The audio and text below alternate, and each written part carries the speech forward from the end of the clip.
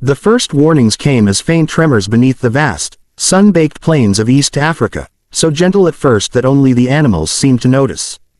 Goats bleated nervously, birds lifted suddenly into the orange sky, and the dust on the ground shifted in tiny ripples. Across the Afar region of Ethiopia, a low hum vibrated underfoot, a strange whisper from the ancient forces hidden beneath the continent. For generations, people living here had been told that the land was alive, that the earth below them sometimes stirred in its sleep. But on this particular morning, it didn't simply stir, it awakened. Just after sunrise, a shepherd boy standing near an open plain heard a sound unlike anything he had ever known. It was not thunder. The sky was clear. It was deeper, heavier, as if the world itself was cracking open. A sudden jolt knocked him off his feet. The ground buckled violently, lifting and folding as if pushed from below by something massive and unseen. Then, with a deafening roar, the earth tore apart. A long, jagged fissure ripped across the desert floor, stretching for kilometers. Dust shot upward in thick clouds, filling the air with the scent of scorched stone. Rocks tumbled into the chasm, disappearing into darkness. The shepherd boy could only stare, frozen, as the crack grew wider and wider until it became a gaping wound in the earth. Reports later showed that the fissure extended nearly 60 kilometers, a scale almost unimaginable in such a short burst of geological force. Within hours, geologists and researchers rushed to the scene. Their equipment beeped constantly as it measured the seismic waves still pulsing through the land. They peered into the deep crack with awe.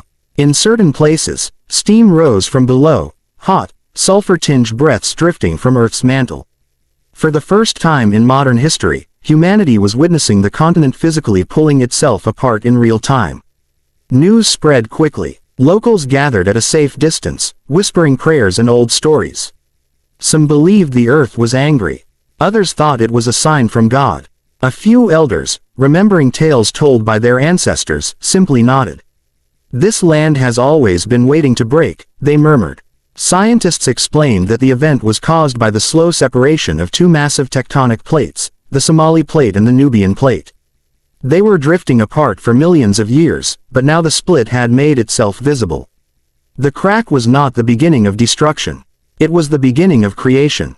Over many thousands or millions of years, this valley would widen, sink, and eventually flood with ocean water, creating a brand new sea right in the heart of Africa. That night, under the cold glow of the moon, the crack lay still. The desert wind whispered across its edges, carrying with it the feeling of something ancient and powerful awakening from a long sleep. The rift was young, but its destiny was vast. A new chapter in the story of Earth was unfolding beneath Africa's feet. Part 2 expanded to approximately 500 words. Weeks passed after the historic cracking of the Earth, yet nothing in the Afar region felt ordinary anymore. The ground seemed alive, breathing in slow, deep pulses. Small tremors rolled through the land, gentle enough not to destroy, but strong enough to remind everyone that something monumental was still happening beneath the crust. Where once there had been a flat, silent desert, now there stood a colossal wound, deep, dark, and growing. Scientists from around the world set up their research stations around the rift. At sunrise, their tents and instruments glowed against the golden desert like a temporary city built for observing the birth of a world. Drones buzzed overhead, capturing footage of the crack's length and depth. Seismic towers blinked with bright red lights, recording every vibration, no matter how small. The entire region had become a natural laboratory, one of the rarest in human history. Among the researchers was Dr. Layla Samant, a geophysicist whose life's work centered on tectonic plate movement. She had spent years studying models and simulations, but seeing the actual process of a continent splitting apart felt unreal. Standing at the edge of the rift, she could feel a faint warmth rising from below. The air shimmered with heat. This is the closest humans will ever get, she told her team, to witnessing the birth of an ocean. Local guide Idris, who had lived in Afar his entire life, joined her often. He knew the land better than any map.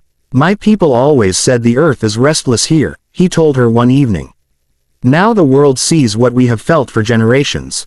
Layla nodded, understanding that science and ancient knowledge often pointed to the same truth. Satellite images soon revealed what the human eye could not. The Somali Plate was drifting to the east, the Nubian Plate to the west. The crack was the visible scar of this movement, and it was only the beginning. As the plates continued pulling apart, the land between them would thin, sink, and eventually collapse into a massive basin. One day, seawater from the Red Sea would rush in, filling the basin and creating a new ocean that would reshape the map of Africa forever. At night, Layla reviewed the newest data. She mapped future coastlines, lines that would exist long after humanity had moved on. Her maps showed an Africa divided, with a massive island forming from eastern nations.